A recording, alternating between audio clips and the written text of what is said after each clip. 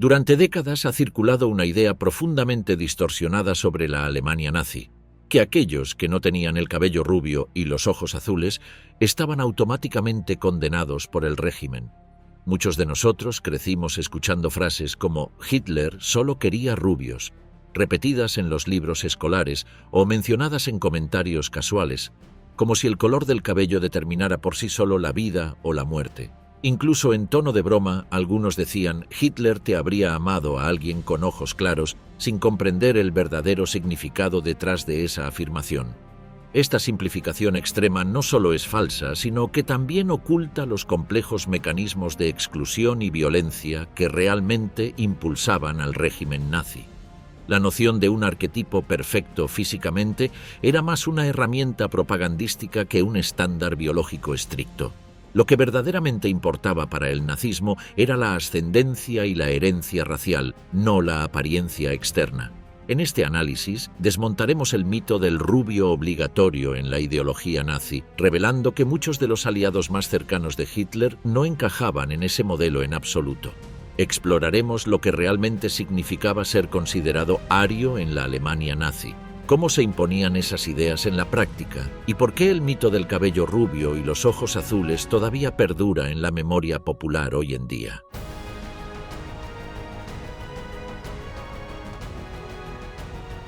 El mito ario, desenmascarando la obsesión nazi por la sangre en lugar de la apariencia. Durante el régimen nazi, el concepto de ario no se basaba estrictamente en rasgos físicos como el color del cabello o de los ojos.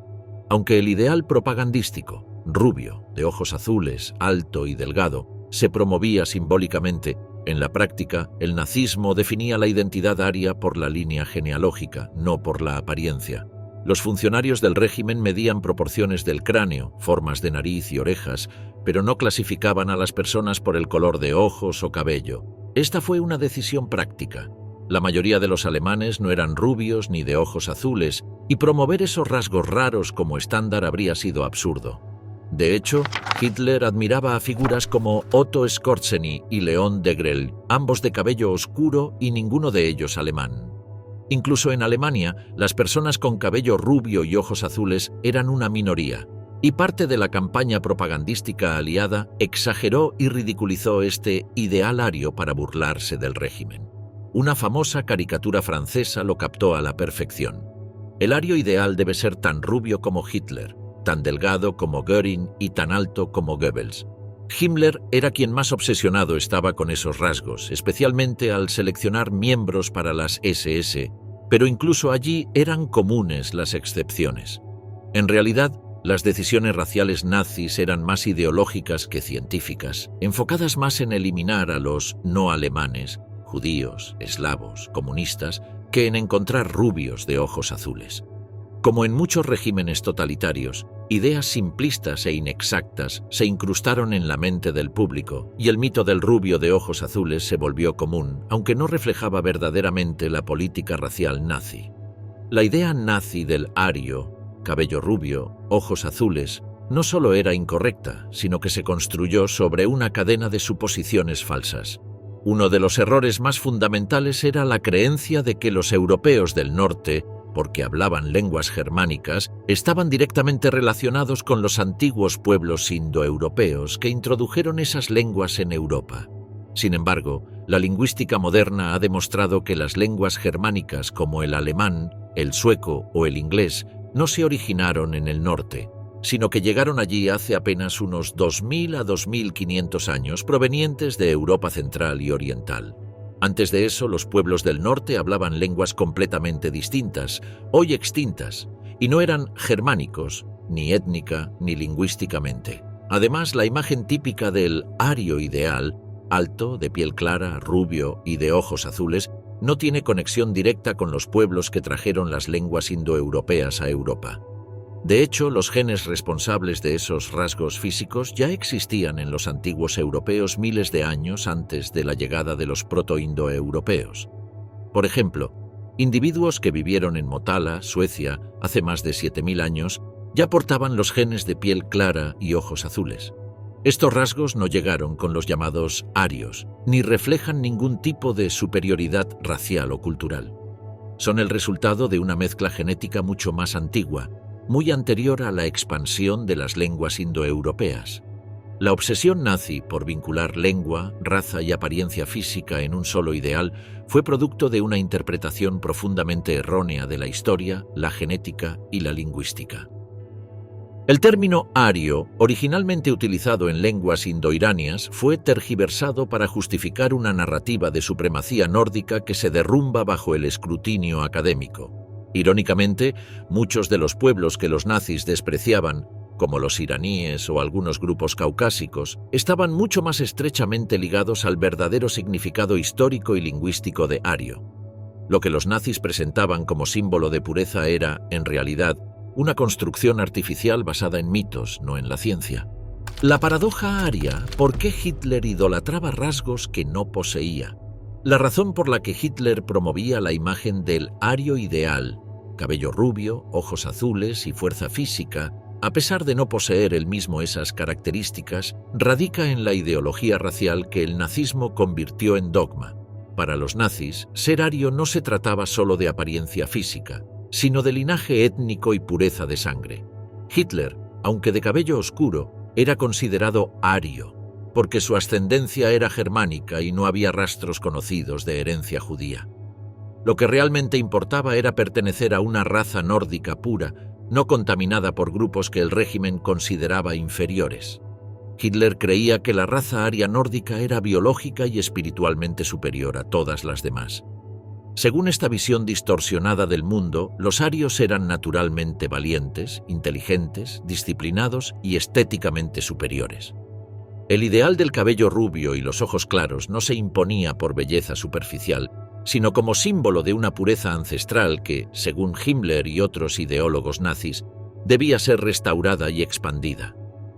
Esta obsesión llevó a la creación del programa Lebensborn en 1935, que tenía como objetivo criar niños racialmente puros mediante la unión de oficiales de las SS con mujeres que cumplían con el estándar racial. El proyecto Lebensborn fue una de las expresiones más extremas del intento nazi de reingeniería racial, ofreciendo incentivos a las madres adecuadas y otorgando privilegios especiales a sus hijos.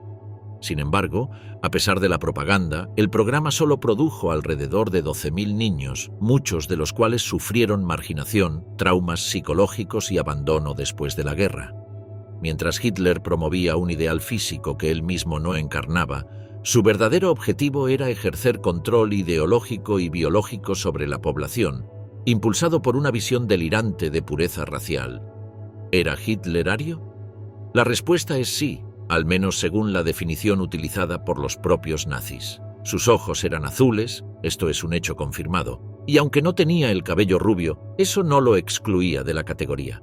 En las teorías raciales de la época, los arios no se definían únicamente por la apariencia física. Hitler se consideraba a sí mismo ario porque hablaba alemán nativo y podía probar que no tenía ascendencia judía. Además, dentro del marco racial nazi, el ideal nórdico del cabello rubio y los ojos claros era solo una rama de la llamada raza aria. También se consideraban arios los pueblos alpinos, dináricos, mediterráneos, bálticos orientales e incluso iranios. ¿Y qué hay de los rumores sobre un abuelo judío? La llamada teoría Frankenberger, que afirmaba que su abuela había trabajado para una familia judía y tuvo un hijo ilegítimo, ha sido ampliamente desacreditada por los historiadores. No hay pruebas concluyentes que vinculen a Hitler con ascendencia judía. Su padre, Alois, nació de forma ilegítima, pero fue registrado posteriormente con el apellido Hitler. Según las leyes raciales nazis, lo que realmente importaba era demostrar una línea de sangre limpia, y Hitler pudo hacerlo, al menos sobre el papel. En Mein Kampf, Hitler incluso elogió a los antiguos griegos y romanos como la máxima expresión de la grandeza aria, lo que demuestra aún más que su concepto de identidad aria iba mucho más allá de los estereotipos físicos. De hecho, el régimen nazi estaba lleno de contradicciones. Muchos de sus principales líderes, incluido el propio Hitler, no encajaban con el ideal físico que ellos mismos promovían. Lo que realmente importaba no era la apariencia exterior, sino el linaje y la utilidad ideológica. Así que aunque Hitler no era el arquetipo nórdico rubio de ojos azules que glorificaba, dentro de su propia lógica racial, era considerado ario. Y eso fue suficiente para que liderara un régimen que definió la identidad y el destino de millones basándose en un concepto profundamente distorsionado de raza y pureza. La construcción del mito de la raza aria, orígenes, mentiras y obsesión. Poco después de llegar al poder en 1933, Adolf Hitler creó el primer ministerio de propaganda del mundo. Sabía que, si quería tener éxito en sus planes de crear una nueva humanidad según los principios del partido nazi, primero necesitaba ganar el alma del pueblo común para su causa. Oficialmente conocido como el Ministerio del Reich para la Ilustración Pública y Propaganda, su primer y único ministro fue Joseph Goebbels, un aliado cercano de Hitler, astuto e inteligente. Goebbels, que provenía de una familia modesta que vivía en una ciudad industrial del oeste de Alemania, tenía una educación bastante sólida. Completó su examen de ingreso a la universidad en 1917 y a lo largo de sus estudios fue el mejor estudiante de su clase. Sus padres esperaban inicialmente que se convirtiera en sacerdote católico, pero Goebbels continuó con estudios en literatura, ayudado por una beca de la Sociedad Albertus Magnus. En la Universidad de Heidelberg, Goebbels escribió su tesis doctoral sobre Wilhelm von Schütz, un dramaturgo romántico menor del siglo XIX. Tras presentar la tesis y aprobar su examen oral, Goebbels recibió su doctorado el 21 de abril de 1922, a los 24 años. Para 1940 ya había escrito 14 libros. Miembro del partido nazi desde 1924, ascendió rápidamente en las filas de la recién creada organización gracias a su inteligencia y sus ideas prácticas. Fue el principal instigador de la creación del Ministerio de Propaganda, pero esta iniciativa no nació únicamente de su genio. El énfasis que los nazis pusieron en la organización surgió de su análisis sobre las razones del éxito de los bolcheviques. En 1928, Goebbels declaró que a pesar de que los nacionalistas racistas tenían mejores ideas, los marxistas triunfaron en la Revolución Rusa simplemente porque estaban mejor organizados. La organización era clave para la eficacia de la propaganda y él quería replicar ese principio en Alemania. Una sociedad completamente comprometida con las ideas del nazismo sin duda trabajaría más duro para implementarlas. Quería lograr esto convenciendo a los llamados alemanes puros de que eran mejores que el resto del mundo. En su forma más simple, la propaganda nazi temprana tenía dos objetivos principales. Primero, convencer a los alemanes de que estaban destinados a la gloria por su genética superior. Y segundo, retratar a judíos, negros, eslavos, gitanos y otras etnias como inferiores. Una de las principales áreas en las que esta supuesta inferioridad se hacía evidente era en la apariencia externa de los individuos. Los judíos eran retratados en la prensa del Tercer Reich como personajes siniestros, caricaturas grotescas que no se parecían en nada a los judíos alemanes reales que vivían en el país en ese momento. En contraste, el cuerpo alemán ideal se mostraba como delgado, musculoso, blanco, con cabello rubio y ojos azul profundo. Nuevamente, esta representación no coincidía con la mayoría de los llamados alemanes reales que componían la población del país. Incluso el propio Goebbels estaba muy alejado del ideal nazi del hombre ario con biología superior. Durante su infancia, Goebbels sufrió problemas de salud, incluida una larga inflamación pulmonar. Tenía un pie derecho deformado, que se giraba hacia adentro debido a un trastorno congénito. Era más grueso y corto que su pie izquierdo. Justo antes de comenzar la escuela secundaria, se sometió a una operación que no logró corregir el problema. Goebbels usaba una abrazadera de metal y un zapato especial debido a su pierna acortada y caminaba con una cojera.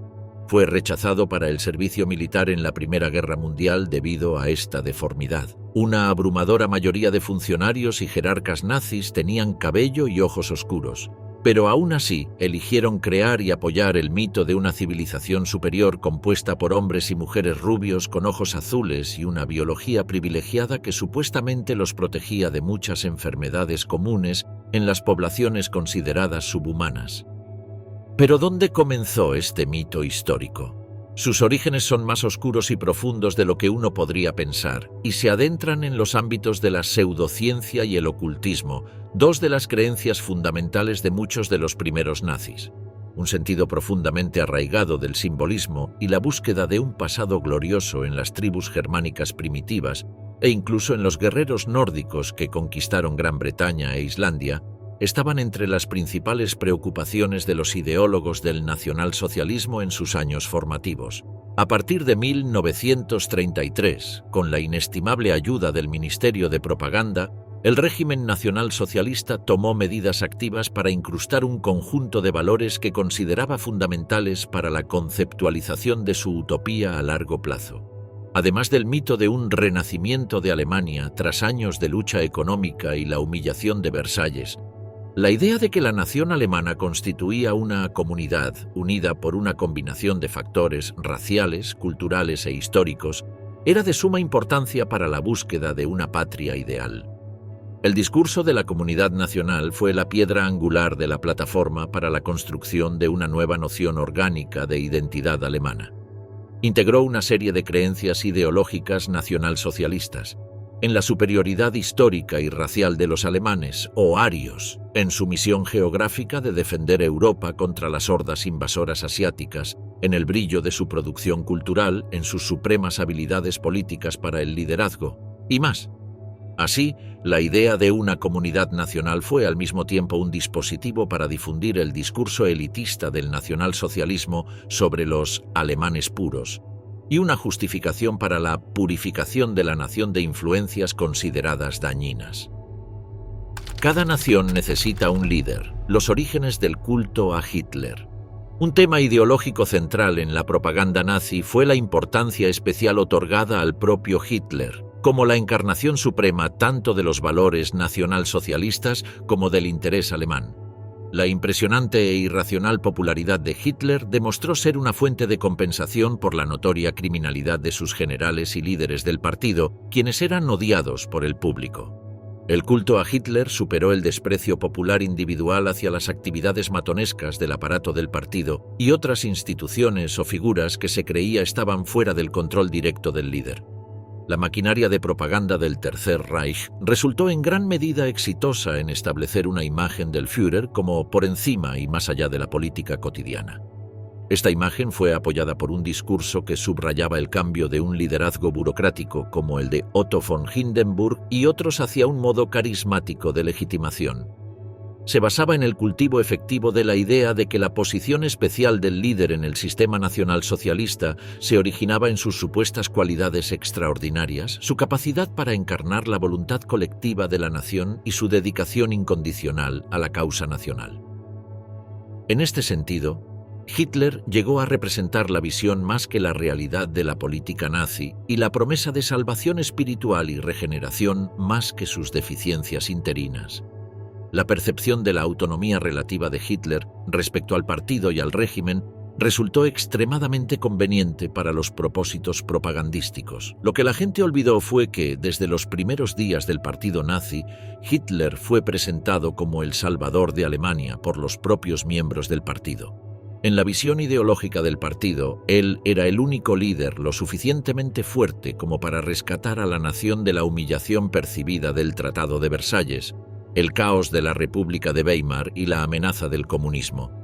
A través de su oratoria poderosa, mítines meticulosamente escenificados y la influencia abrumadora de los medios controlados por Joseph Goebbels, se construyó una imagen de Hitler como una figura casi sobrehumana.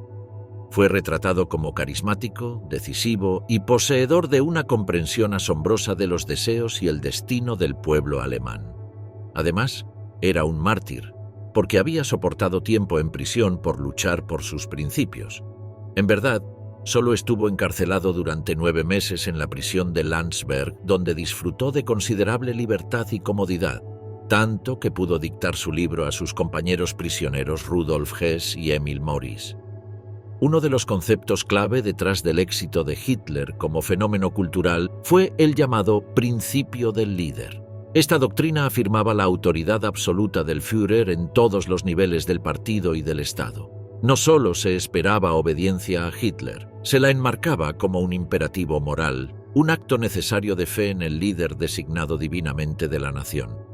Este principio impregnó todos los aspectos de la sociedad alemana, sofocando la disidencia y creando una estructura jerárquica donde la palabra de Hitler era ley. El principio del líder implicaba que Hitler era infalible, por lo tanto nunca cometía errores y tenía la última palabra en cada argumento. Esto se facilitaba por la propaganda implacable que rodeaba la figura de Hitler. El atractivo emocional del culto a Hitler era inmenso. En un periodo de dificultades económicas e inestabilidad social, Hitler ofrecía un sentido de propósito y pertenencia. Sus discursos encendidos tocaban sentimientos nacionalistas profundamente arraigados y prometían un futuro glorioso para el pueblo alemán. Para muchos, se convirtió en una figura sobre la cual podían proyectar sus esperanzas y ansiedades. La imagen cuidadosamente construida de un líder fuerte e inquebrantable proporcionaba un sentido de seguridad y dirección en un mundo turbulento. Siempre aparecía impecablemente vestido y su imagen estaba en la portada de cada revista y periódico del Tercer Reich.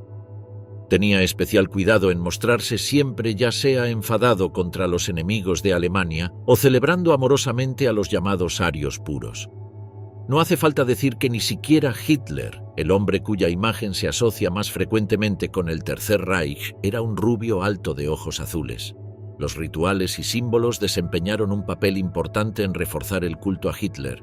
Los mítines masivos, como los congresos del partido nazi celebrados anualmente en Nuremberg desde 1933 hasta 1938, eran espectáculos meticulosamente planeados diseñados para evocar un sentido de fervor colectivo y asombro.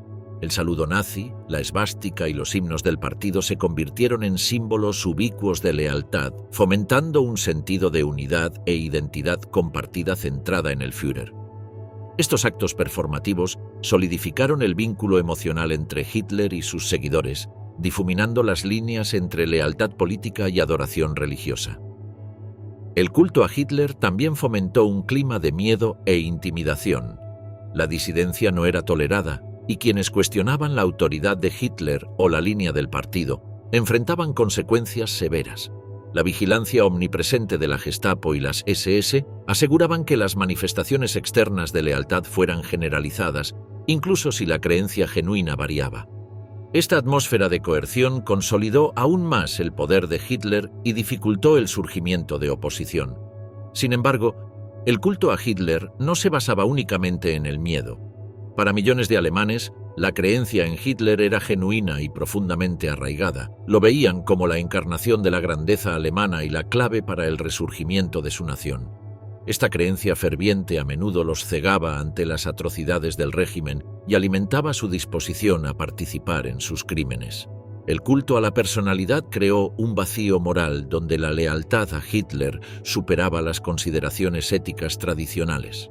Construir un contexto de creencia ciega en el líder fue uno de los principales objetivos del Ministerio de Propaganda, principalmente porque facilitaba que la gente común adoptara las teorías irracionales de los nazis. Una de esas teorías tenía que ver con los orígenes de la supuesta raza superior. Los ideólogos nazis inventaron una genealogía pseudocientífica para el pueblo alemán. Así como los fascistas italianos afirmaban ser los herederos legítimos del glorioso Imperio Romano, los nazis afirmaban ser descendientes de un pueblo oscuro que supuestamente migró desde la India hacia Europa en la antigüedad, los arios. Alfred Rosenberg, Ocultismo, Nacionalismo y el mito ario. Los líderes nazis estaban obsesionados con creencias semirreligiosas sobre una raza de hombres dioses arios, la necesaria exterminación de los inferiores y un maravilloso futuro milenario de dominación mundial alemana. El racismo y el elitismo también tenían su lugar en la ideología nacionalista de los nazis. Las diferencias raciales entre los pueblos del mundo fueron explotadas para afirmar que la raza alemana era superior, pero las justificaciones eran increíblemente complejas y se basaban en varias teorías científicas de la época y algunas del pasado que ya habían sido desacreditadas. Una de las principales influencias fueron los desarrollos de la antropología y la lingüística, pero estas fueron manipuladas para ajustarse a las teorías racistas de los nazis.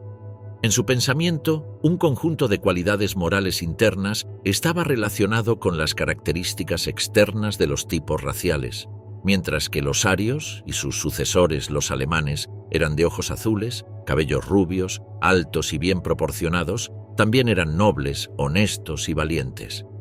La idea darwinista de la evolución mediante la lucha también fue adoptada para demostrar que las razas puras superiores prevalecerían sobre las mezcladas e inferiores. El pensamiento racial facilitó el ascenso del antisemitismo. La cuestión del antisemitismo se mezcló con la convicción de que los judíos, de algún modo, controlaban la economía y se aprovechaban de la lucha económica de los alemanes comunes. Al mismo tiempo, se les culpaba del colapso de los valores e instituciones tradicionales. El racismo indicaba que los judíos no eran solo una comunidad religiosa, sino biológicamente distintos de otras razas. Las raíces del mito ario se encuentran en la ideología nacionalista de finales del siglo XIX y en el llamado movimiento pangermánico en Austria. Los defensores de estos movimientos tenían una visión de un imperio pangermánico en el que se negaría a las nacionalidades no alemanas y a las clases bajas toda reivindicación de emancipación o representación. Las teorías sobre la excelencia racial ario-germánica, el antiliberalismo y la ansiedad sobre los cambios sociales y económicos estaban entre sus principales preocupaciones, pero el ocultismo también jugó un papel importante y fue su contribución original. A pesar de que muchos de los primeros nazis compartían una buena cantidad de creencias centrales, hubo una persona responsable por sí sola del desarrollo del mito ario. Su nombre fue Alfred Rosenberg y su libro de 1930. El mito del siglo XX se convirtió en la obra fundamental que moldeó las creencias de los nazis. Fue en ese libro donde Rosenberg explicó su teoría racial, en la que sintetizó varias ideas nacionalistas y raciales prevalentes en los siglos XIX y principios del XX en una visión del mundo comprensiva, aunque pseudocientífica. Planteó una lucha constante a lo largo de la historia entre el espíritu ario y el espíritu judío semita, al que culpaba de la corrupción de la cultura occidental y los males de la modernidad. Sus escritos proporcionaron una justificación aparentemente intelectual para la persecución y eventual exterminio de los judíos, y gracias a esto se convirtió en uno de los colaboradores más cercanos de Hitler. De hecho, Rosenberg fue uno de los primeros y más influyentes mentores de Hitler, introduciéndolo a textos antisemitas clave como los Protocolos de los Sabios de Sion. Su racismo intelectualizado proporcionó un marco más sistemático para los prejuicios viscerales de Hitler, ayudando a consolidar los principios fundamentales de la ideología nazi. Se desempeñó como editor del periódico del partido nazi, el Völkischer Beobachter, lo que le permitió difundir las ideas nazis incluso antes de que se fundara el ministerio de Goebbels. Rosenberg nació en 1893 en lo que hoy es Tallinn, Estonia. Estudió arquitectura en el Instituto Politécnico de Riga y finalizó su doctorado en Moscú en 1917. Durante la ocupación alemana de Estonia en 1918, Rosenberg fue profesor de dibujo en el Gudés de una edad temprana. Desarrolló sentimientos antisemitas y dio su primer discurso sobre el marxismo judío el 30 de noviembre, justo después del estallido de la Guerra de Independencia de Estonia el 28 de noviembre de 1918. Cuando el ejército imperial alemán se retiró, aprovechó la oportunidad para emigrar a Alemania junto a Max Scheubner-Richter, a quien Rosenberg consideraba un mentor ideológico. Una vez que llegó a Múnich, comenzó a trabajar en el periódico conocido como Völkischer Beobachter, que puede traducirse como El Observador Nacionalista. Allí encontró un gran círculo de personas que compartían su antisemitismo y antibolchevismo, la mayoría organizados alrededor de la figura de Adolf Hitler. Por esa época, Rosenberg se convirtió en uno de los primeros miembros del Partido Obrero Alemán, más tarde renombrado como Partido Nacionalsocialista Obrero Alemán, uniéndose en enero de 1919, 8 meses antes de que Hitler lo hiciera en septiembre. Rosenberg también estuvo involucrado en círculos ideológicos más oscuros. Supuestamente, también fue miembro de la infame Sociedad Thule, una organización dedicada al estudio del ocultismo y el simbolismo antiguo. El nombre de la sociedad proviene de un país mítico mencionado en las leyendas griegas. Thule era una isla imaginaria supuestamente situada en el extremo norte, lo que llevó a los estudiosos medievales y modernos a identificarla con Escandinavia.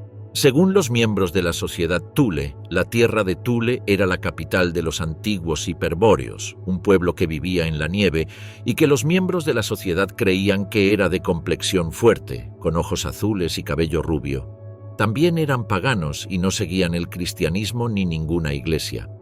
La sociedad Thule planteaba la hipótesis de que Thule, o Hiperbórea, era el lugar de origen ancestral de lo que ellos llamaban la raza aria, un término que hasta entonces solo se había utilizado en lingüística para referirse a una lengua hipotética utilizada por los pueblos indoeuropeos en el pasado remoto. En la lingüística comparada, una ciencia que se desarrollaba rápidamente en los años 1920, ario se refería a una gramática común y no a personas de color o etnia particular. Pero en manos de la sociedad Thule, y especialmente de aquellos miembros que también pertenecían al partido nazi, se convirtió en sinónimo de una raza superior perdida que debía ser protegida contra la intrusión de pueblos inferiores. Fue Alfred Rosenberg quien primero combinó estas teorías descabelladas con las de la genética. Observó que, según la biología, los genes son responsables de permitir que ciertos rasgos se desarrollen en los individuos. Algunos genes, como los que producen ojos azules, son recesivos, mientras que los que producen ojos marrones son dominantes, lo que significa que tienen más probabilidad de heredarse en generaciones futuras. Rosenberg tomó esto como prueba de que la mezcla de razas conduciría eventualmente a la extinción de las personas de ojos azules. Su teoría proponía que cuando las razas se mezclaban, eran siempre las peores características las que se transmitían a las siguientes generaciones, lo que degradaba a la raza humana a largo plazo. Su solución era forzar a los arios de ojos azules a aparearse solo con otros arios, para proteger los mejores genes de la extinción. ¿Quiénes eran los arios? Una mentira histórica que selló el destino de millones. Pero, ¿quiénes eran exactamente los arios? Parece que nadie le explicó a Rosenberg, cuando era impresionable, que la palabra ario no se aplicaba a una raza, sino a una lengua. Pero eso no le impidió desarrollar una teoría compleja y en gran parte sin sentido que vinculaba a los antiguos arios con los alemanes modernos y les daba a estos últimos una razón para reclamar su lugar legítimo como la raza superior del mundo. Rosenberg se interesó por la filosofía desde muy joven. Al principio estudió la obra de Arthur Schopenhauer, quien también era muy admirado por Hitler. También estudió a Immanuel Kant, el profesor de Königsberg, quien era considerado un héroe de la cultura por muchos alemanes del norte. Cuando aún era joven, Rosenberg comenzó también a leer filosofía india y literatura religiosa. En este punto difería de Hitler, cuyo interés en la India se limitaba únicamente a entender cómo los británicos habían logrado mantener su dominio sobre el subcontinente durante tanto tiempo. Pero Rosenberg leyó los Vedas y otros escritos religiosos indios que pensaba que habían sido escritos en la época de la inmigración de los arios hacia el norte. Admiraba naturalmente el sistema de castas que, en su opinión, debía aplicarse en Europa para proteger la tradición y la genética aria. En sus propias palabras, la ruina de la buena sangre significa la ruina de todo.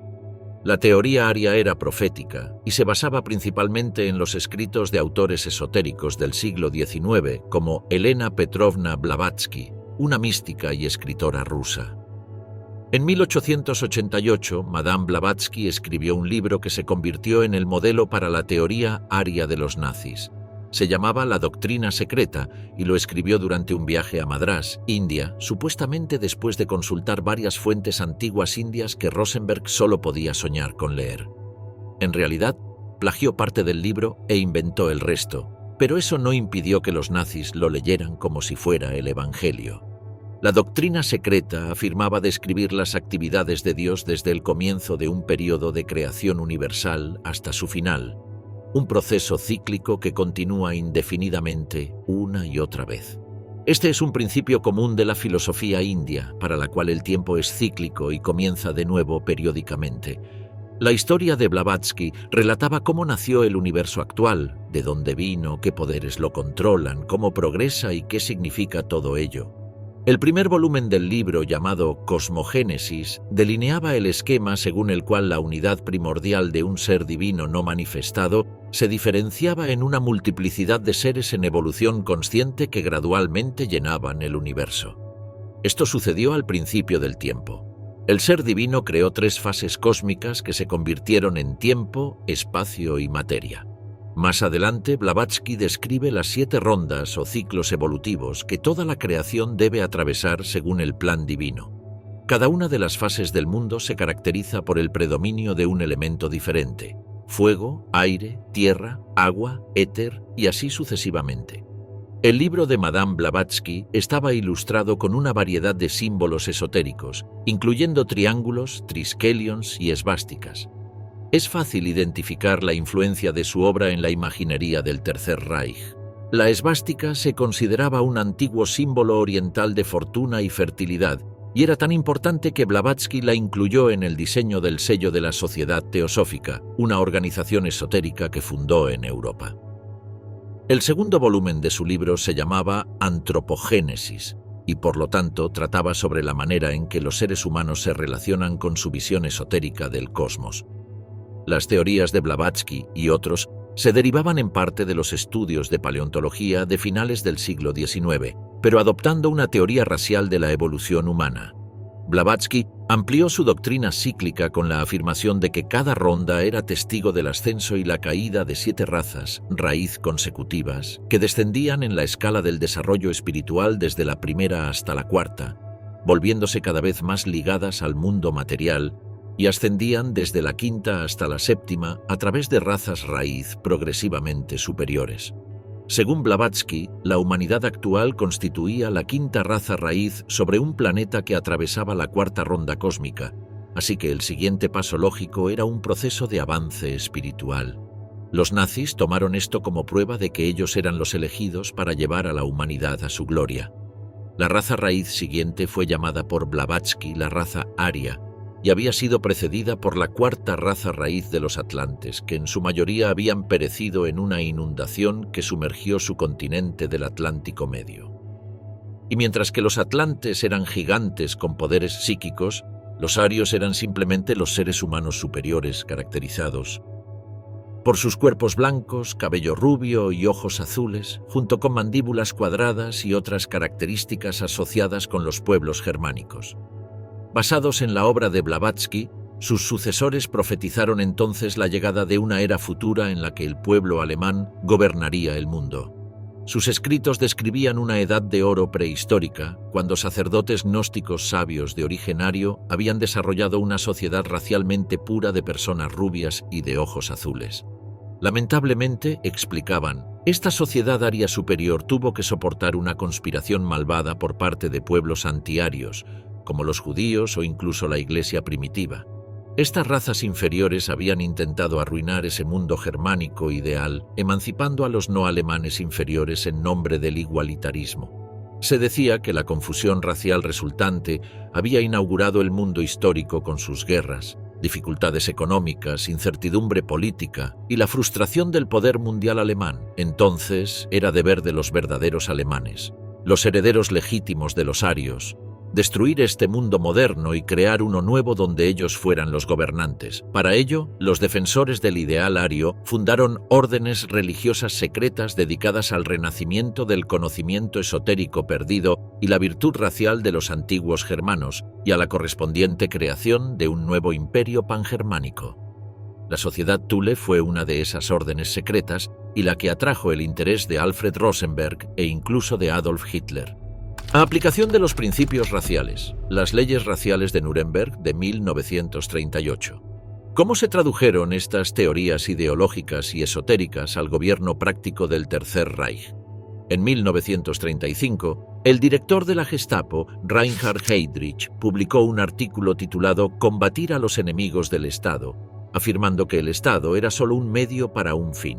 El fin era la protección del pueblo alemán, ario. Por lo tanto, se encomendó a la Gestapo la tarea de combatir a los enemigos del pueblo. En su discurso, la Gestapo se convirtió así en el médico del cuerpo nacional alemán, vigilando su salud y obligada a combatir todas las patologías y enfermedades sin piedad. Las causas de esta enfermedad del cuerpo nacional socialista se determinaron rápidamente. Eran los comunistas, los masones y las iglesias, y por encima y detrás de todos ellos estaban los judíos.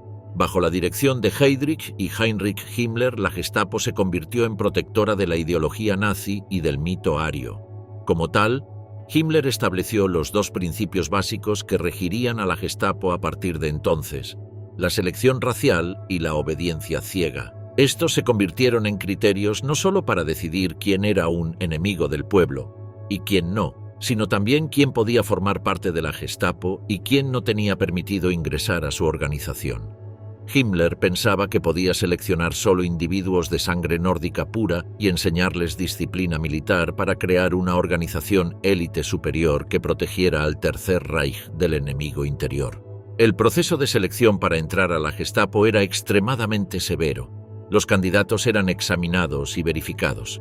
De cada 100 solicitantes, solo un promedio de 10 a 15 superaban los controles. Se les pedía producir el expediente político de sus padres, hermanos y hermanas, su árbol genealógico hasta 1750 y, naturalmente, debían pasar un examen físico y demostrar su historial en el movimiento de juventudes hitlerianas. Además, se les solicitaba un expediente sobre su herencia que demostrara que sus padres y su familia no sufrían de enfermedades hereditarias. Estas enfermedades se consideraban un síntoma de sangre impura, ya que se creía que los arios puros nunca podían engendrar ciertas enfermedades.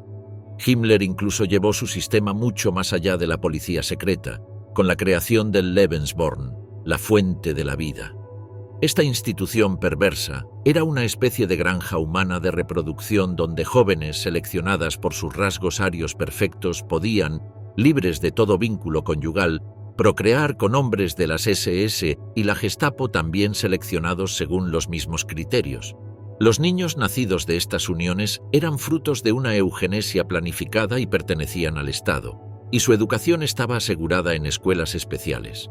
En teoría, estaban destinados a formar la primera generación de nazis puros, moldeados desde el óvulo. El colapso del régimen no permitió a los nazis continuar con este experimento.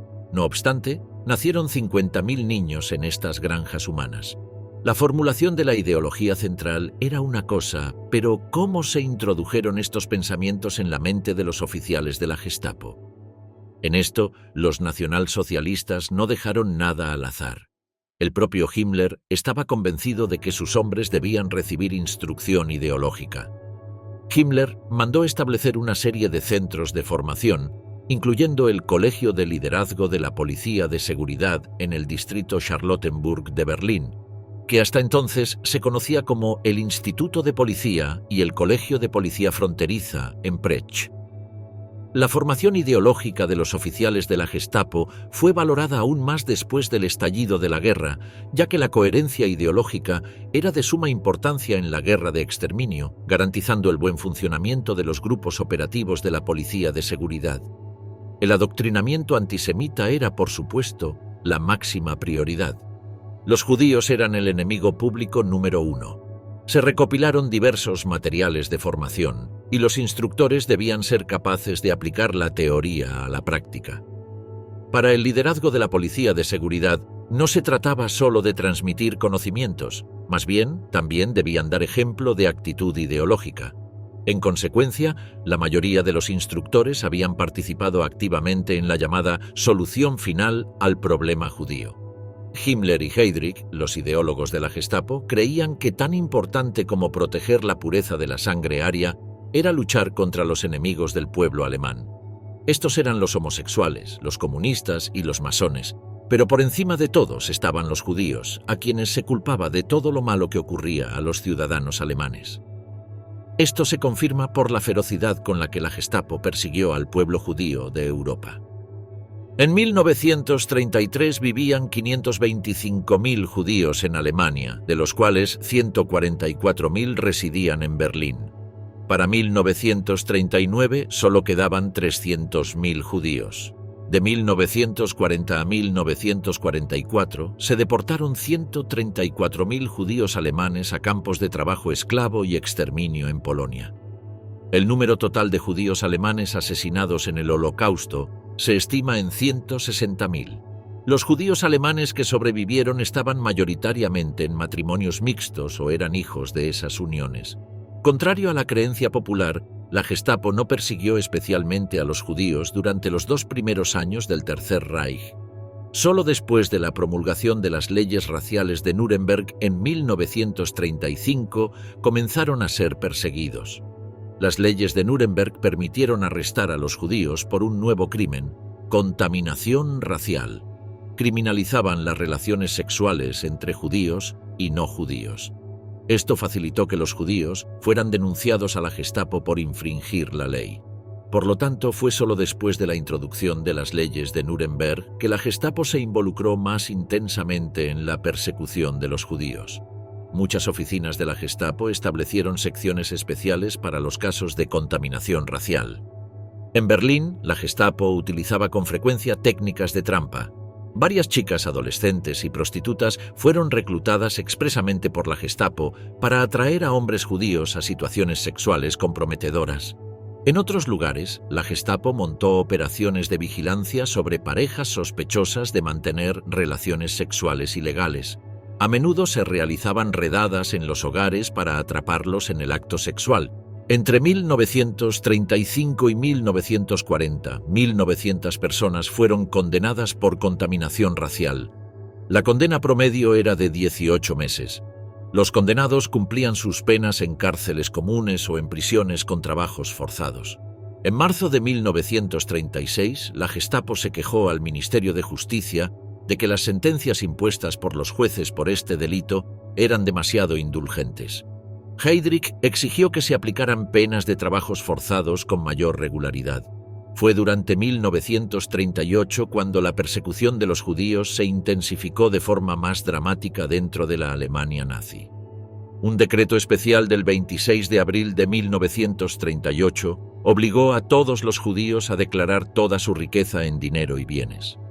En junio de 1938 se ordenó a la policía que arrestara nuevamente a cualquier judío que hubiera cumplido una condena por violar las leyes de Nuremberg y lo trasladara a un campo de concentración. Para el otoño de 1938, hasta el 75% de todos los negocios judíos habían sido clausurados. En noviembre de 1938, el gobierno de Hitler organizó un pogromo antijudío a nivel nacional. Heinrich Müller, jefe de la Gestapo en ese momento, envió un memorando a las oficinas locales de la Gestapo a las 11:55 de la noche del 9 de noviembre, informando de los actos violentos que ya se estaban llevando a cabo contra los judíos. Müller ordenó a los oficiales de la Gestapo que detuvieran los saqueos, pero no interfirieran con el incendio de sinagogas o la destrucción de tiendas judías.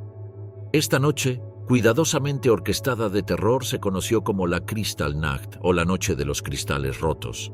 Se reportaron disturbios antijudíos en toda Alemania. Matones nazis y hombres de las SS incendiaron sinagogas y casas de oración. Objetos irreemplazables de gran valor religioso fueron arrojados a una hoguera de odio antisemita puro. Judíos individuales fueron golpeados, sus hogares y negocios saqueados. Alrededor de 91 judíos fueron asesinados y 30.000 arrestados, supuestamente por su propia seguridad. Aproximadamente 10.000 judíos fueron enviados a los tres principales campos de concentración: Dachau, Sachsenhausen y Buchenwald. Casi todos los judíos arrestados fueron liberados en un plazo de 6 semanas. En un comunicado de prensa, Joseph Goebbels afirmó que las acciones alemanas eran comprensibles. Gracias al acoso constante por parte de la Gestapo, ningún judío en Alemania ni en los territorios conquistados del Tercer Reich estaba a salvo. El fin del mito ario de ojos azules. Los alemanes enfrentan la cruel realidad. Pero todo mito tiene un final, especialmente uno que estaba tan alejado de la realidad que era realmente difícil de sostener. En verdad, muy pocos de los miembros del partido nazi y de las altas esferas del Tercer Reich encajaban en el ideal de una persona aria. Esta falla tan obvia en la teoría no detuvo a los nazis de repetirla una y otra vez. El ascenso de la Alemania nazi se basó en la propagación del mito ario de ojos azules, una ideología que postulaba la superioridad de una raza maestra caracterizada por rasgos físicos específicos y un supuesto destino histórico. Sin embargo, a medida que pasaban los años, y particularmente con el desarrollo de la Segunda Guerra Mundial, los ciudadanos alemanes se enfrentaron a una realidad que contrastaba fuertemente con este mito. Comenzó a desarrollarse una desilusión gradual. un doloroso despertar ante la falsedad de la supremacía racial y las devastadoras consecuencias del liderazgo de Hitler. Al principio, la propaganda del régimen nazi fue altamente efectiva para fomentar un sentido de orgullo nacional y superioridad racial. Los nazis, especialmente a través de sus instituciones propagandísticas como el Völkischer Beobachter y el Ministerio de Propaganda, fueron efectivos en construir un ideal de belleza aria que impregnaba el arte, la cultura y la vida social, creando una cultura total que buscaba unificar al pueblo alemán bajo una identidad común.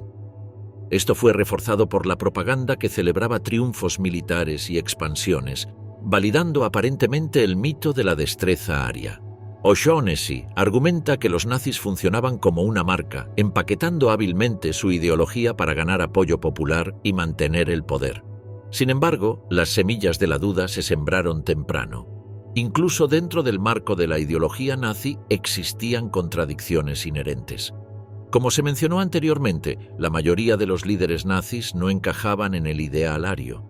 Además, las políticas del régimen sobre pureza racial y persecución revelaron un lado más oscuro, que contradecía la imagen de una raza maestra benevolente e ilustrada. El punto de inflexión, sin embargo, vino con la guerra. Mientras las primeras victorias reforzaron el mito, el conflicto prolongado y las dificultades crecientes comenzaron a erosionar la confianza pública. A partir de 1941, la propaganda nazi cambió de celebrar el triunfo a justificar una lucha defensiva, particularmente después de la dura derrota en Stalingrado. La expansión de la guerra, incluyendo la entrada de Estados Unidos al final de ese año, tensionó los recursos de Alemania y expuso las limitaciones de su poder militar. El frente interno también experimentó una presión creciente. El impacto de la guerra en la vida diaria fue enorme, interrumpiendo las normas sociales y generando ansiedad. Las incesantes campañas de bombardeo aliadas llevaron la guerra al interior de manera tangible y devastadora, contradiciendo las promesas del régimen de protección y victoria. Hitler había prometido al pueblo alemán que las fronteras del Tercer Reich nunca serían vulneradas, pero esto se contradijo aún más cuando comenzaron a circular rumores en 1943 sobre líderes nazis prominentes que huían del país, socavando aún más la confianza pública. La eventual derrota de Alemania y las revelaciones del Holocausto destrozaron por completo el mito ario. Las atrocidades cometidas en nombre de la pureza racial expusieron la bancarrota moral de la ideología y las horrendas consecuencias del liderazgo de Hitler. El pueblo alemán se vio obligado a enfrentar la realidad de que había sido cómplice de un sistema construido sobre mentiras y odio. Para cuando el Ejército Rojo irrumpió en Berlín, la creencia del pueblo en la infalibilidad del Führer estaba en su punto más bajo. Nadie se preguntaba si los rusos invasores eran inferiores o no, especialmente porque muchos de ellos eran rubios y de ojos azules. La desaparición del mito ario de ojos azules llegó al final de un proceso gradual pero inevitable. Mientras la propaganda nazi inicialmente cautivó a la población alemana, las duras realidades de la guerra, las propias contradicciones del régimen y la exposición de sus crímenes condujeron a una profunda desilusión. La historia enseña cómo el viaje del pueblo alemán, de creyentes fervientes a testigos desilusionados, sirve como una poderosa lección sobre los peligros de una ideología sin control y la importancia de enfrentar verdades incómodas. Furia Völkisch, el ascenso del nacionalismo étnico en la Alemania nazi. El concepto alemán de nación ha diferido históricamente del de otras tradiciones políticas europeas. En países como Francia, moldeados por los ideales de la Revolución Francesa, la nación se entendía como un constructo basado en la voluntad colectiva de los ciudadanos unidos por una identidad compartida dentro de un territorio común. De manera similar, el pensador nacionalista italiano Mazzini vinculó la idea de nación con los principios de libertad y soberanía popular, enfatizando el papel del legado histórico y cultural como factor unificador. En los Estados Unidos, el nacionalismo también surgió desde una perspectiva autodeterminada y voluntaria. En contraste, el nacionalismo alemán, especialmente en su vertiente romántica, sostenía que la nación no era elegida ni construida, sino heredada. Para pensadores como Herder y Goethe, la pertenencia nacional se definía por rasgos biológicos y culturales transmitidos a través de generaciones, lengua, costumbres y sangre. Esta visión naturalista y determinista consideraba que ser alemán era una condición innata más que adquirida y establecía un vínculo directo entre las características raciales y la identidad nacional. Con el tiempo, esta noción se entrelazó con teorías racistas y antisemitas, llevando a la creencia de que la identidad alemana estaba fundamentalmente ligada a la llamada raza nórdica. La idea de una supuesta superioridad germánico-aria tenía varios precedentes premodernos. Un ejemplo es el goticismo, sostenido en la España medieval tardía por la aristocracia para justificar su preeminencia social que decayó en la era moderna con el auge del racismo popular religioso y regional basado en el concepto de pureza de sangre. Una narrativa similar existió en Francia, donde la dominación de los francos, germanos, sobre los galorromanos fue defendida por los partidarios de la nobleza de espada francesa en los siglos XVII y XVIII, como Henri de Boulainvilliers. Esta idea fue contrarrestada más tarde durante la Revolución por Emmanuel Sieyès, quien exaltó la lucha del pueblo galo contra la opresión de la nobleza franca. Así, tomó forma un mito céltico y una interpretación racial de la historia, que se difundió ampliamente en Francia y otras naciones durante la primera mitad del siglo XVIII-siglo XIX. El mito germánico echó raíces mucho más profundas en Alemania que en Francia, ya que en Alemania cumplía una función popular en lugar de aristocrática. Sus antecedentes pueden encontrarse en la exaltación de la lengua alemana durante la Edad Media, donde varios autores afirmaban que era la lengua adámica o anterior a Babel. Esta idea se cristalizó entre los siglos XV y XVII, especialmente con el redescubrimiento de la Germania de Tácito, que comenzó a vincular la sangre con el origen genealógico. Uno de los defensores más influyentes de esta noción fue Martín Lutero, quien argumentaba que el imperio universal pertenecía al pueblo alemán más que al emperador, justificándolo con la afirmación de que los alemanes descendían de Askenaz, el nieto mayor de Jafet, hijo de Noé. En ese tiempo, incluso los católicos alemanes sostenían que los judíos askenazíes fueron los primeros colonos de Europa, trayendo consigo la lengua primordial y el monoteísmo, de donde supuestamente derivaba su superioridad sobre otros pueblos del continente. La Ilustración del siglo XVIII, con su enfoque crítico hacia la narrativa bíblica, impulsó una reformulación del mito germánico basado en nuevos supuestos. El término que define de manera más pura la idea de nacionalismo alemán es Volk, pueblo. Esta palabra se refiere a un grupo de individuos, comunidad de sangre, con el mismo origen étnico y racial. De esta idea emergen dos conceptos estrechamente asociados: Volksgeist o espíritu del pueblo, genio nacional, un concepto filosófico del romanticismo alemán que postulaba la existencia de un nacionalismo suprapersonal e inconsciente, así como las características espirituales y materiales que de él emanan, y Volksgenosse, que significa ciudadano o miembro de la comunidad que tiene ascendencia biológica dentro de ella y posee todos los rasgos anatómicos y psicomorales que se le atribuyen. Esta comunidad basada en la sangre está ligada a un territorio específico, Land. La unión del pueblo con la tierra que habita da origen al nombre del país. Así, los países se nombran según el pueblo que vive en ellos. Deutschland es la tierra de los alemanes, Russland el territorio de los rusos, England el de los anglos ingleses, y así sucesivamente. La etimología alemana Land muestra una fuerte dependencia entre la población y el espacio geográfico que ocupa. El concepto de país se concibe de acuerdo con el derecho germánico de origen medieval, feudal, en el cual la tierra es una herencia fija e inalienable del habitante o propietario legítimo, y no puede transferirse a extranjeros.